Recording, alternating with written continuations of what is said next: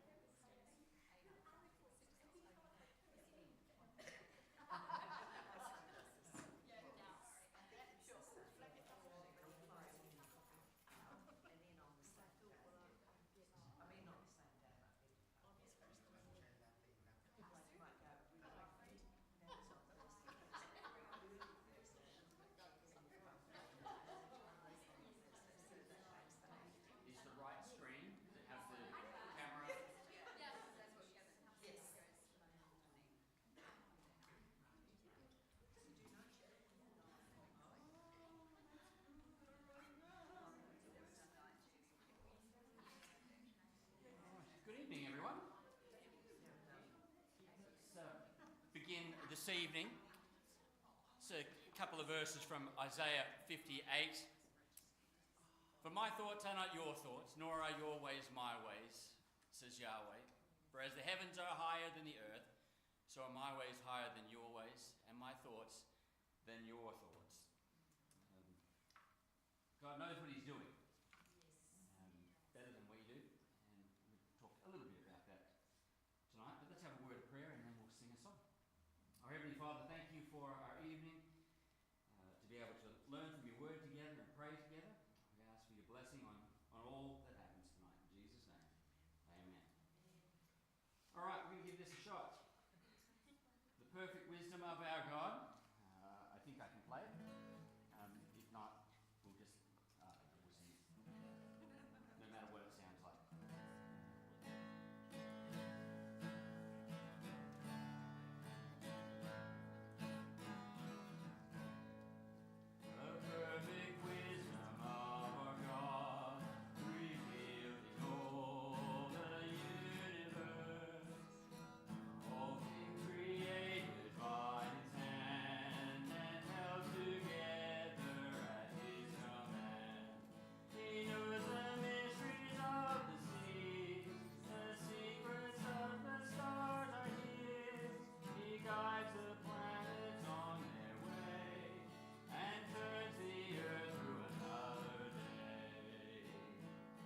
Kind of got it. I fumbled a little bit, but we'll... Who sings this song? Sorry? Who sings this song? The Gettys. Keith and Kristen Getty. The matchless wisdom of his ways that marks the path of righteousness. His word a lamp unto my feet, his spirit teaching and guiding me. And oh, the mystery of the cross, that God should suffer all the loss, so that the fool might shame the wise, and all the glory might go to Christ. Oh, grant me wisdom from above, to pray for peace and cling to love, and teach me humbly to receive the sun and rain of your sovereignty. Each strand of sorrow has a place within the tapestry of grace. So through the trials I choose to say, your perfect will in your perfect way.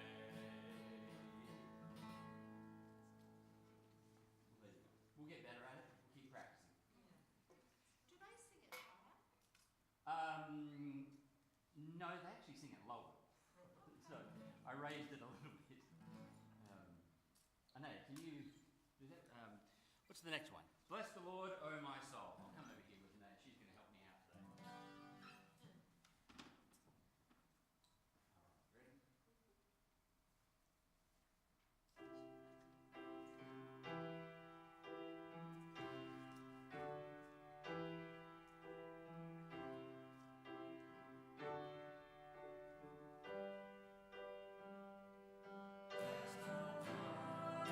My soul,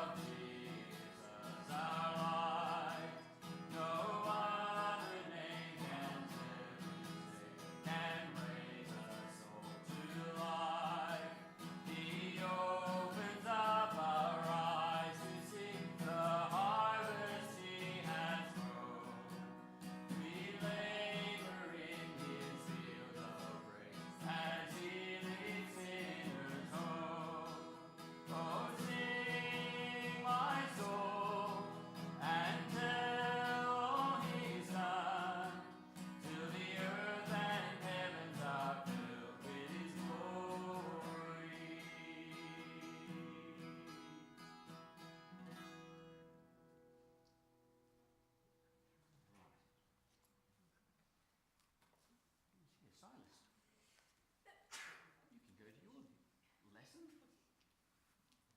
All right. Very glad you're all here tonight. Where are we? Here we go.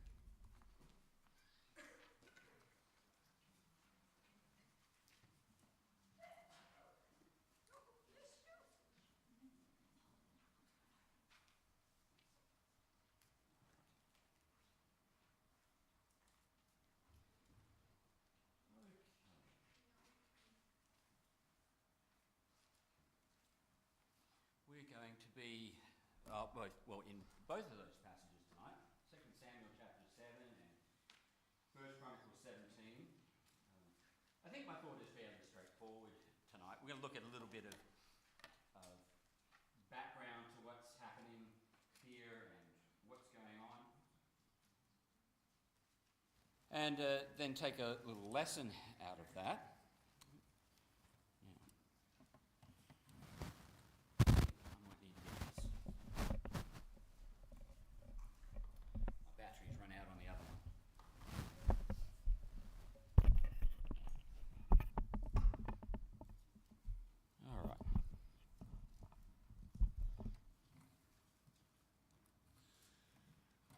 Now, next Wednesday, I'm going to have a night off, so no Bible study next week. Don't often do that where we don't have a Bible study, but next week we won't be away, so enjoy your night free of me.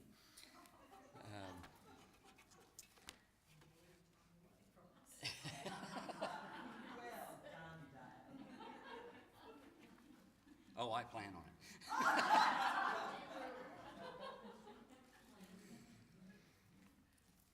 All right, we're going to look here at just a moment in David's life tonight and take a short thought from here and look at a little bit of its context and learn a lesson. Here as we come to 2 Samuel 7 and also 1 Chronicles 17, they relay the same event, but from different perspectives, and get a little bit more information from one and the other. But they are important chapters, and one of the things that makes it an important chapter, or makes it an important thing, is this is the establishment of the Davidic covenant. So this is where God makes that promise to David that his kingdom will last forever and his descendants afterwards will be on the throne. And so it's an important part. This forms one of we call the four major covenants around Israel. Not the only covenants, but certainly one of the major unconditional or I guess more sure, certain covenants that God makes with Israel. The Abrahamic covenant, which establishes them as a nation. The Palestinian covenant, which is about the land and their place in the world. The Davidic covenant, which has to do with the kingdom, and that's what we have here in the king. And then the new covenant, which is to do with the heart and their salvation. Those are kind of the four certain ones that rely totally on God. So they're about God, not about what Israel does, but about what God does. But here I want to look a little bit through what happens at this moment, how it comes about, God making this covenant and this promise with God and what that means. We can learn a lot about God here, and that's really where we're headed, to see what is it that David learns about God through this experience and understand what God is doing. We read as we began the service from Isaiah 55 about God's thoughts being higher than ours and better than ours. And we see that as an example here in this passage, in this moment in David's life, where David has a dream, he has a desire to do something for God, and God says no, which is why we've called tonight When God Says No. And what it does in part is it helps us a little bit keep perspective on our life and where we ought to be and what is going on. So let's begin here, and we'll read just the first couple of verses. We'll make our way through and pick out bits and pieces. But 2 Samuel 7 and verse 1 says, "It came to pass, when the king sat in his house, and Yahweh had given him rest round about from all his enemies, that the king said unto Nathan the prophet, See now, I dwell in a house of cedar, but the ark of God dwelleth within curtains. Nathan said to the king, Go, do all that is in thy heart, for Yahweh is with thee." So let's start here. We'll kind of go through and think of it, but let's start here. So in the context of this happening, what is the state of the region? What's things like politically and socially in this time that we see? The first part of the verse 1 kind of gives you an idea of what's happening around. So what's the state of the world in that region at the moment, where this, not now, but then? Peace. Yeah, it was in a state of peace. There was rest. Now, it's not going to stay that way. It's not long after this that really things in David's life really start to go downhill. It'll be after this, the Bathsheba incident, and then his family falls apart. So we're in the sort of beginning 2/3 of his life before everything falls apart. But at this stage, things are peaceful. The nations around him, so there's peace at home, right? So here's the king, and he's a king who's known for his strength in battle, for how he has led the people around. He's been a busy king up to this point. But here, when we come to chapter 7, he's just sitting around at home, wandering around his house. He's got time to kill. And so he's peaceful at home. There's no, his family hasn't fallen apart yet, so he hasn't got all that. That will come, but not yet. So he's got some domestic peace, which means he has some time to just sit and think, wander around and think about what's going on. There's national rest within the land, so it tells us that the area and the enemies around are quiet. So the Philistines aren't causing him problems. They're settled for a while. Nobody's pressing around on them. So there's no pressing battles or things to plan for or scheme about. So that's not there. So he's got time on his hands there.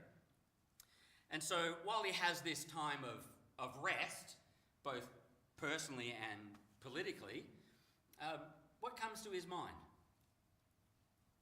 Just asking about the text. That's all we're doing, just walking through the text. What comes to his mind?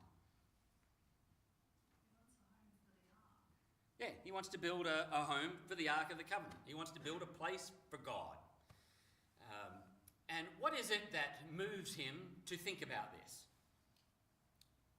Why does it become obviously he's got the time, but why does he want that place?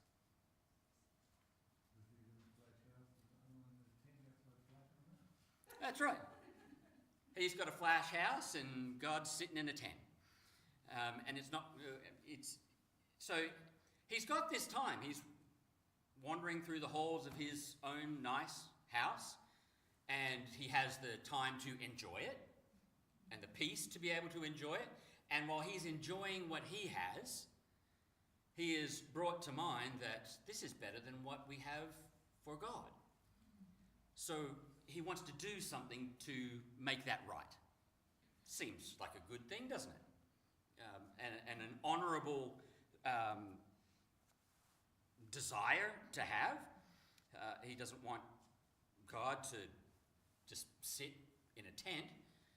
So when he has this idea that he wants to build a place for the Ark of the Covenant for God, what does he do? Who does he see? He goes to Nathan the prophet, and Nathan says what? Yeah, go for it. Do it. So he goes to the prophet, and Nathan's going to be important later on too, but he goes to the prophet, and Nathan says, sounds like a great idea. God's behind you. He's got your back. Go for it. It seems like a good thing to do. There are plenty of times where maybe it's quiet times, maybe it's things like that, where we have time to sit and think, and we're perhaps planning out our lives, maybe. Think about, what am I going to do with my life? And we dream, perhaps, maybe that's the wrong word, but it works. We dream about what we could do for God. How could I serve him? How could I use what he's given me, whether that's in ministry or whether it's through my vocation and work and serving God through those things. And as we do these things, we may get a lot of ideas about what to do. I know I certainly do and have done. Sit and you think about, what could we do? And lots of good ideas come to mind, and some of them are good and some of them are bad, and some of them, for lack of a better expression, come from God in that they are things that he wants, and others not. And sometimes it's hard to determine which ones are the good ones and which ones are the bad ones, even when they all seem good. Right? So David has a good idea here, but it's not the right idea. But even Nathan thinks it's a good idea. So sometimes as we're thinking about how to serve God and what to do for God in our work or in our service through church or whatever, we can come up with these ideas or these plans or these ideas about what to do, and they seem right and our motives are right, but they may not necessarily be the right thing to do at the time. So that's where the story continues. It goes into verse 4. It came to pass that night that the word of Yahweh came unto Nathan, saying, Go and tell my servant David, Thus saith Yahweh, Shalt thou build me an house for me to dwell in? Whereas I have not dwelt in any house since the time that I brought up the children of Israel out of Egypt, even to this day, but have walked in a tent and in a tabernacle. In the places wherein I have walked with all the children of Israel, spake I a word with any of the tribes of Israel, whom I commanded to feed my people Israel, saying, Why build ye not me a house of cedar? Now therefore, so shalt thou say unto my servant David, Thus saith Yahweh of hosts, I took thee from the sheepcote, from following the sheep, to be ruler over my people, over Israel. And I was with thee whithersoever thou wentest, and have cut off all thine enemies out of thy sight, and have made thee a great name, like unto the name of the great men that are in the earth. Moreover, I will appoint a place for my people Israel, and will plant them, that they may dwell in a place of their own, and move no more. Neither shall the children of wickedness afflict them any more as before. And as since the time that I commanded judges to be over my people Israel, and have caused thee to rest from all thine enemies, also Yahweh telleth thee that he will make thee an house. And when thy days be fulfilled, and thou shalt sleep with thy fathers, I will set up thy seed after thee, which shall proceed out of thy bowels, and I will establish his kingdom. He shall build an house for my name, and I will establish the throne of his kingdom forever. So here's where it takes a turn. David has a good idea. At least it seems like a good idea to everybody. Even Nathan the prophet seems like a good idea. Until that night, when Nathan goes to sleep, and God says, Nathan, not a good idea. We need to do something else. There is another plan. And so here is the refusal. The refusal of what seems like a good idea. What seems like something to honor God. Now, sometimes I imagine these things. I can imagine what it might have been like for Nathan to go back the next day. Maybe he got excited, as David was. We know how excited David was to build a house. So I suspect that when David was telling Nathan about this, it wasn't just, hey, look, Nathan, I want to build a place for the ark. And Nathan goes, oh yeah, sounds like a good idea. And then off they went. I imagine David, in his passionate way, is saying, look, Nathan, I want to build God the best place I can build him. And I want it to be wonderful. And I want it to be a place that can proclaim the glory of God. And I think Nathan probably got a little bit excited about it too. And then God says, no, imagine then having to go back the next day and say, look, David, it sounded like a great idea. And I was all with you. And I really thought God would like this. But God came to me last night and he said, don't do it. This isn't for you. This is for someone else. That would be a hard thing to do, even for Nathan. I mean, we look at the prophets and you think, well, if anybody was going to know what God would want, surely it would be Nathan. Sometimes they get it wrong too. They're not perfect. The prophets weren't perfect. But we can look at this as a rejection. So we can look at this and say, like, God was rejecting David, and David could have taken it like that. But that's not how God shaped it. God didn't reject David's offer or David's idea. He redirected it. So, depending on how we take it, if we look at it from our perspective and from our own way we feel, we say, well, God rejected me. But God didn't reject David's idea. He just needed to redirect the process and what was going on. And in fact, as we look at what we read here, why, you probably know this, why did God not want David to build the temple? He was a warrior. And David says so, 1 Chronicles 22 and 28, when he's explaining it to Solomon, he says the same thing. God didn't want me because I was a man of war with blood on my hands, and he said he would make you a man of peace. And he wants you to build it. So God had a plan for what he was doing. He knew why he decided that. Now, when God rejected, if you will, David's idea to build a house, how did he do it? What did he say to David? And I guess I'm looking at asking it terribly. I'm looking at the big picture, so not the exact words, but how did God respond to this idea?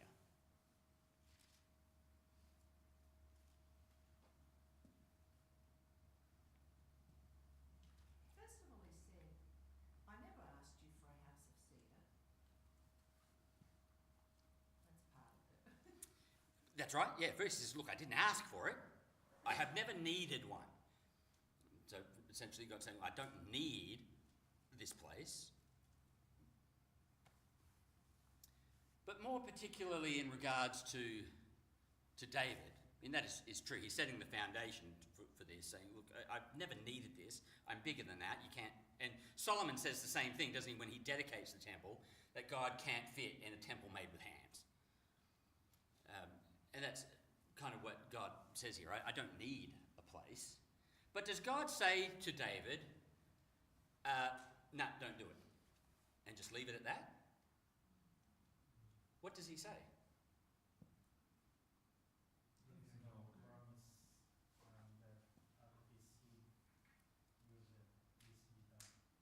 Yeah, so he doesn't say no, and that's it.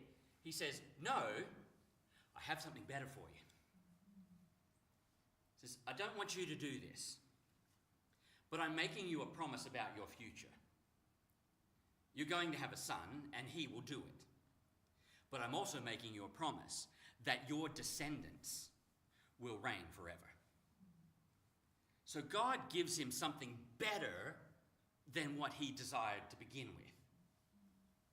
You know, David's heart was right, and he had his desire was to give God what he was worth. I want to give God something better than a tent. And that seems like a wonderful thing, and God says, no, wait, I don't want you to do that, because I've got something better for you.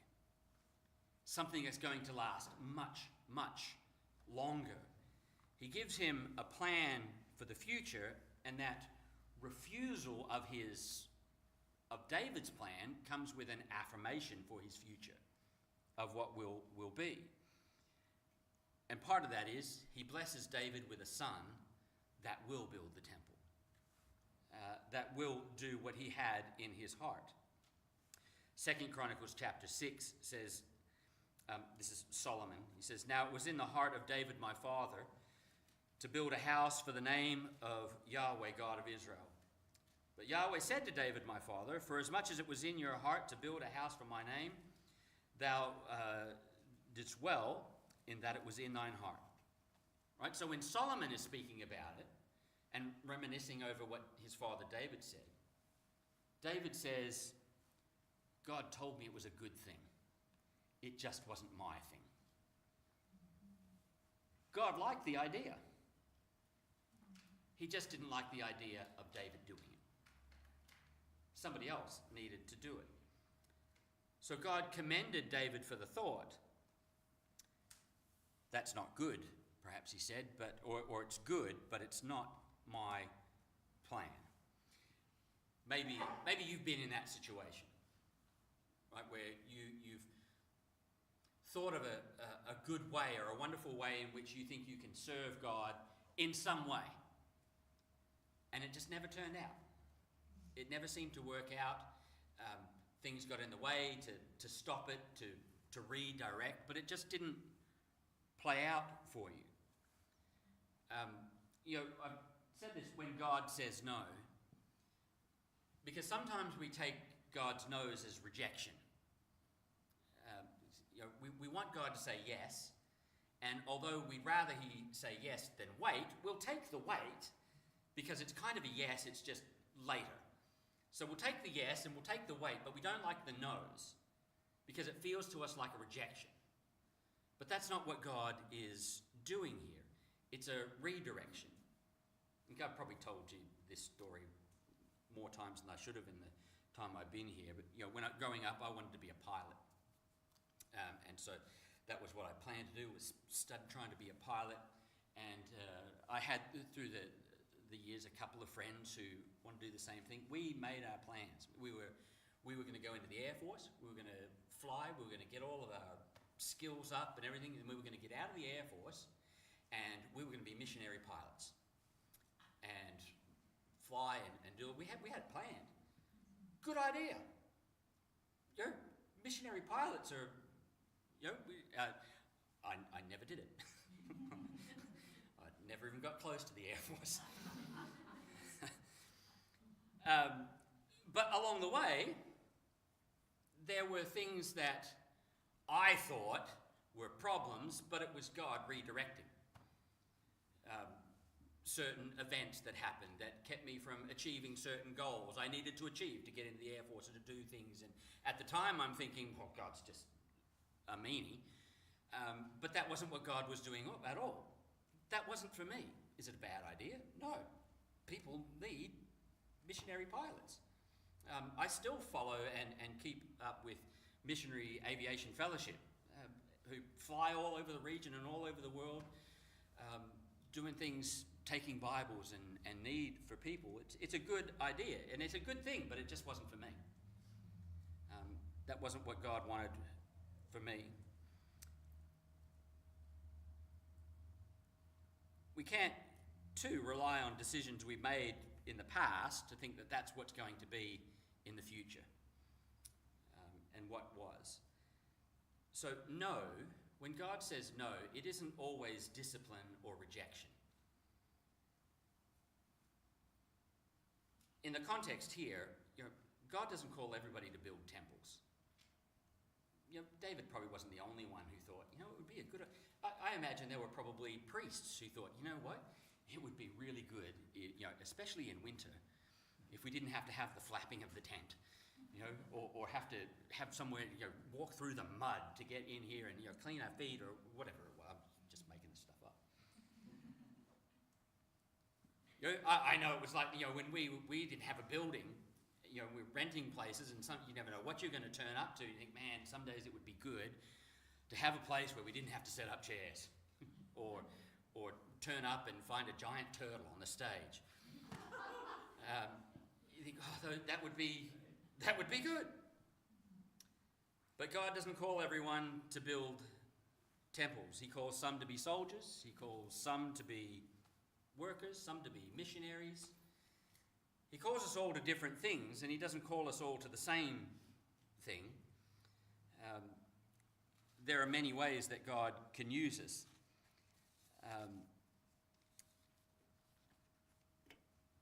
And here's where I want to get to, really. That was all kind of to set it up, and I don't think I'm being very clear tonight, but this is where I want to get to. Verse 14. It continues here. God speaking, I will be his father, and he shall be my son.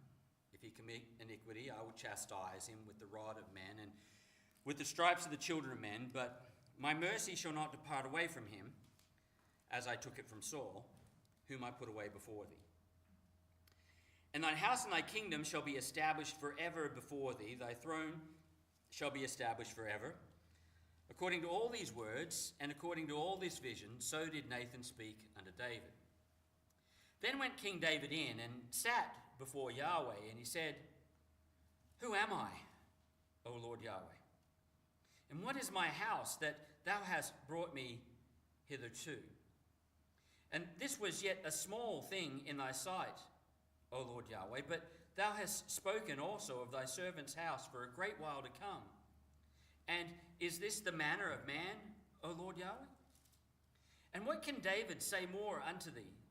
O thou, Lord Yahweh, knowest thy servant. For thy word's sake, and according to thine own heart, hast thou done all these things, all these great things, to make thy servant know them. Wherefore thou art great, O Yahweh God.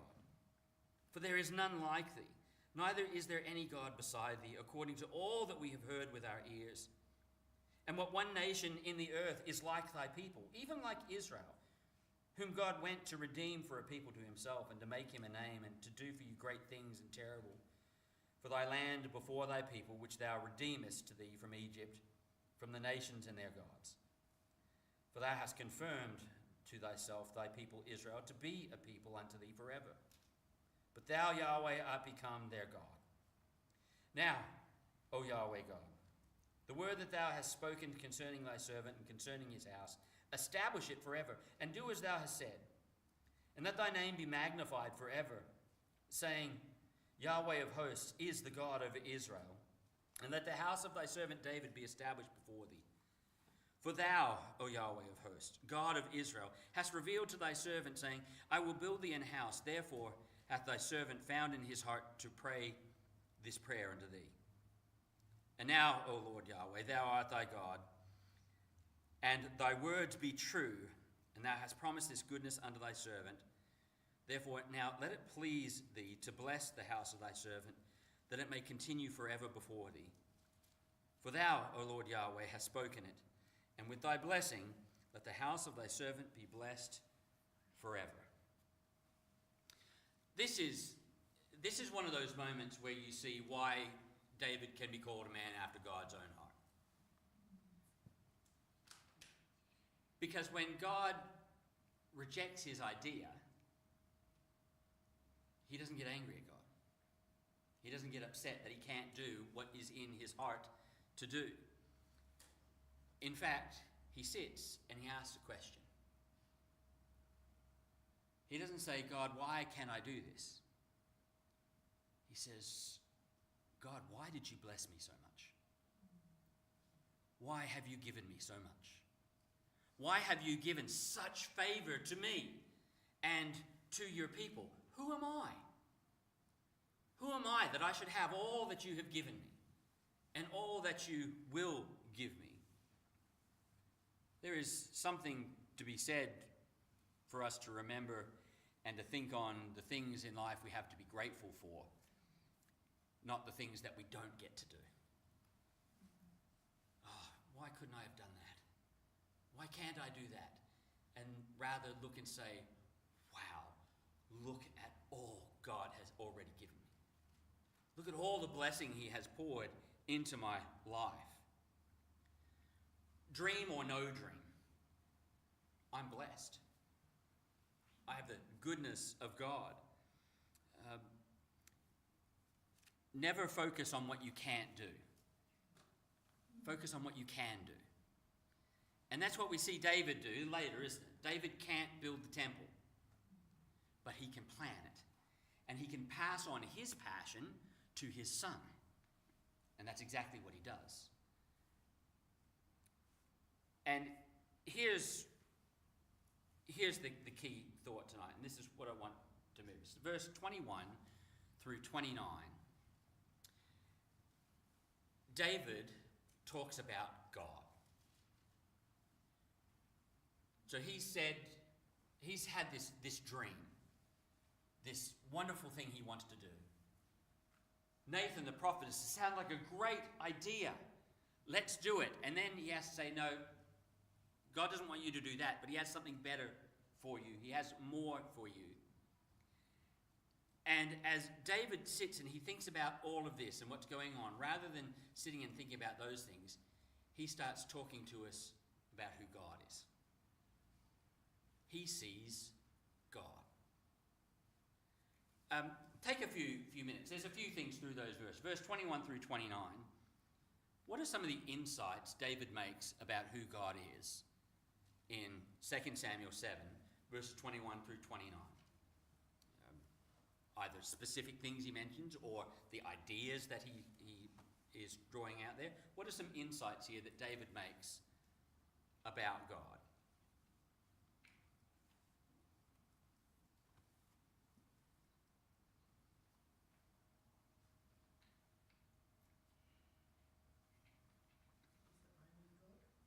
He is the only God.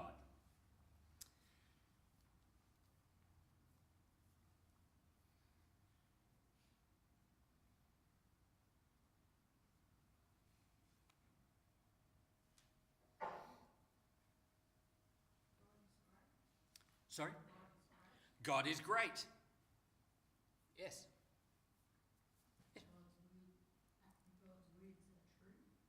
His words are true. Yep, they are true and they are fulfilled.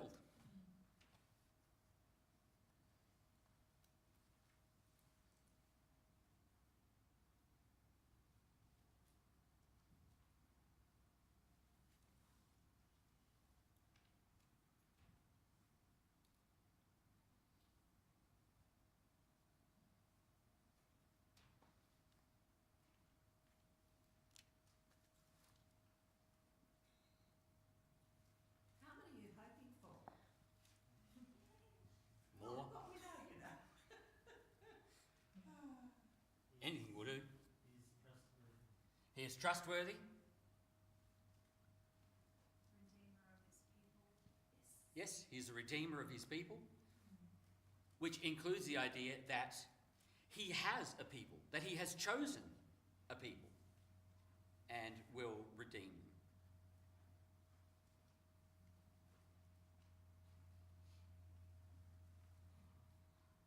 We've got 6 so far. How many are I got? 1, 2, 3, 4, 5, 6, 7, 8, 9, 10, 11, 12. I've got 13. His name should be blessed. His name will be blessed, magnified, praised, exalted. Yes. Also, from the blessing in verse 29, so he has the power to bless. Yes. He has the power to bless.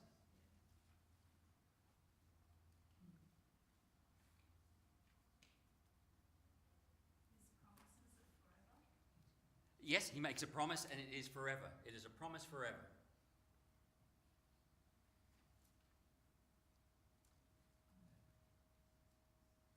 Just as much as he has a people, that he is the God of Israel. He is the God of Israel. Yes. Yep. He is the God of that people. Yes.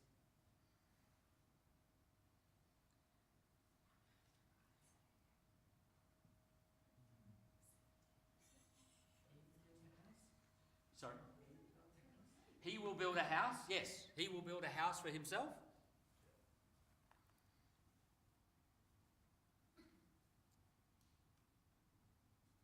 You're kind of building on that idea of he is great, which we had there. It says, there is none like him. There is no other God like him.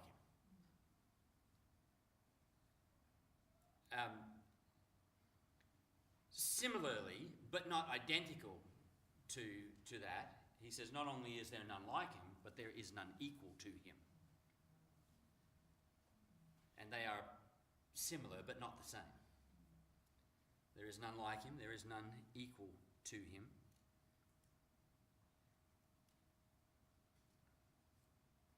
We've spoken about how he has a people, how he is the God of his people, and how he will redeem his people. It also tells us in verse 23 that because of that, his people will praise him. That he draws from his people a response and a worship. And verse 23 tells us that it is to glorify his name. He will be glorified.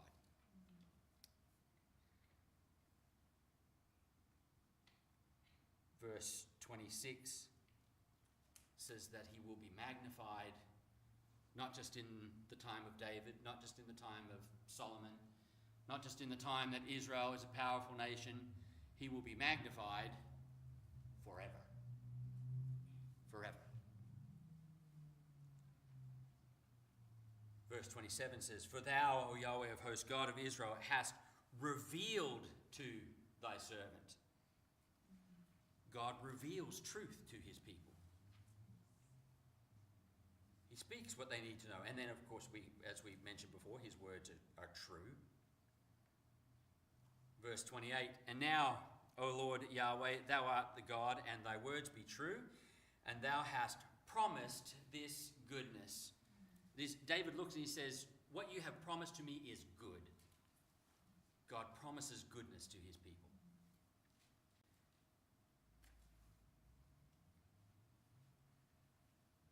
As you look through his response to this, and this is really the heart of where I'm going tonight, is this. David looks at his circumstances, and he looks at what could have been, and then what is and what will be, and it moves him to bless God. It moves him to think about God and to consider the very nature of God. You know, if you were to take some time and to think through the blessings that you have from God, the goodness God has poured into your life. And, we do that. We sing songs like Count Your Blessings, and, we talk about, say something good and be thankful for that and think about what God has done. And that's good, and we need to do that. But I think that's one stop too short on this line. The next stop should be, not only should we see what God has done, which is good, and how God blesses us, and be thankful for that. The next stop along that should be, what does that tell me about God? What have the blessings that God has given to me, what does that say to me about who God is? Because that is the purpose of the blessings. God is not blessing you so that you will have stuff, or so that you can say, oh, I'm going to have this good life, or this whatever is ahead, or I can achieve this dream. God blesses you so that you will know who he is. And so we need to be thankful for the blessings. We need to pay attention to how God blesses us and what he does in our life. But we can't stop there. You say, what do these blessings tell me about who my God is? How can I get to know him better? And we might think, well, was this real for David? Like, did he really trust God? Did he really accept this? Or was this just what happened in the moment? Well, we know it was real. First Chronicles tells us that he believed it so deeply that his son would do this, that he plans and he prepares and he stocks up for the temple. And he communicates all of this to Solomon. Say, Solomon, this is the good that God has given to us.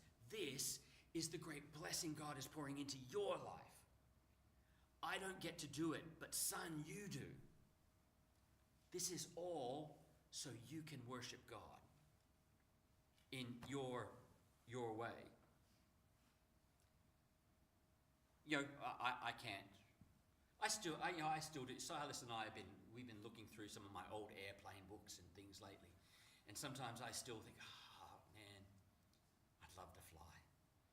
I'd love to be in a little bush plane landing somewhere in New Guinea. And that would be, but that's not the life God called me to. He called me to something else. He called somebody else to do that. Now I can be sort of all grudgy, I don't get to do it.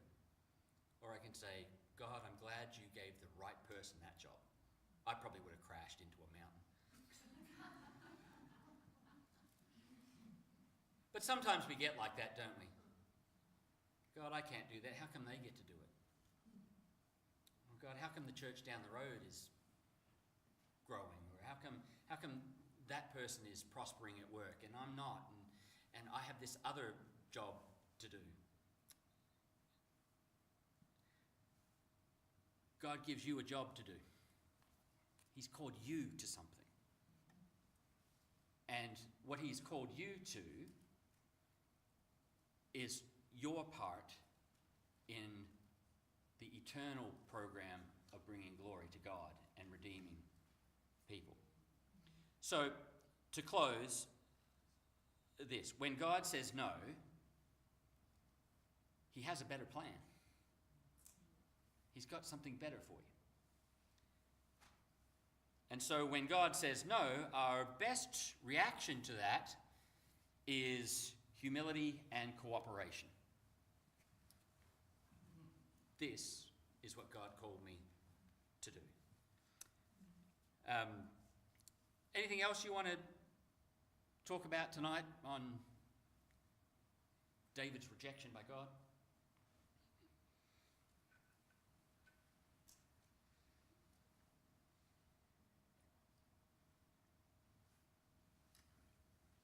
David had other sons other than Solomon, yeah? Yes. Solomon wasn't firstborn. No, he had others. Solomon was in the younger, so he had there's I had a list of them here, but there's Absalom and Ahithophel and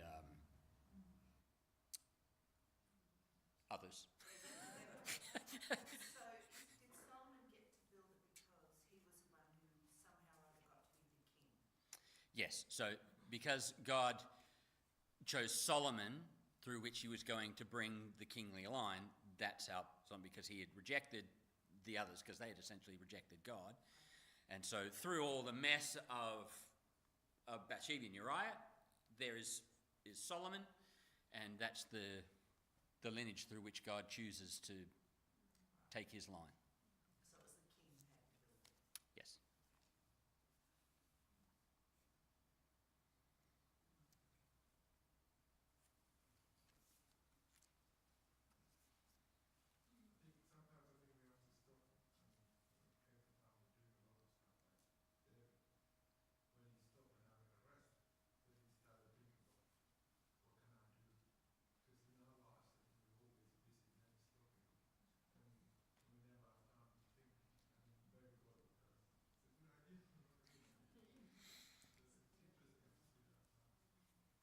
Yeah, well, that's right.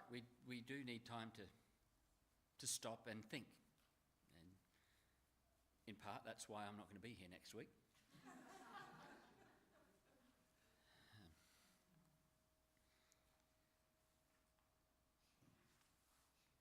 But we can. I mean, we need that rhythm, that tempo of life that comes with rest. Sometimes life gets really busy, and we can choose often to just keep it busy and keep going and ignore the rest, or we can follow the rhythm and the patterns that God designed and go, all right, sometimes it's busy, but I need to make sure that I find that rest.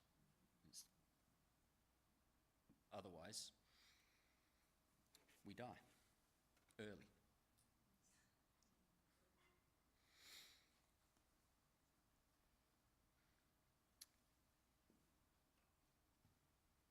Anything else?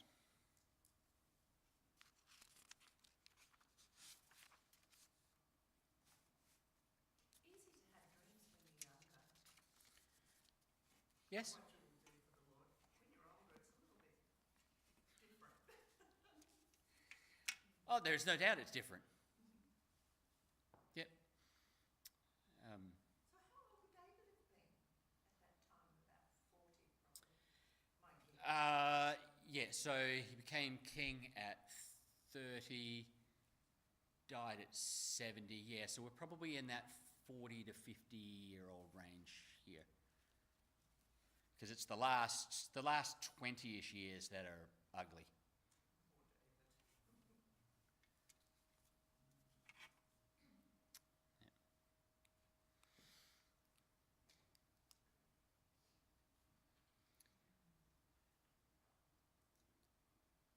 we'll see if there's some things to pray for. But here's my suggestion on how to pray tonight. So we'll gather into some groups to pray. But consider some of these things that we have said about God. How God has blessed you, or what that means, and what David has shown about who God is. And then what does that mean about the way we pray for one another and pray for things? So as we have been trying to connect our requests and what we're doing to the nature of God. So maybe you wrote down a list, or you've got a couple of things. You can just open your Bible and look. You all right, Anaya? Oh, okay, sorry. And we can pray for one another and in those ways. Are there some things that we can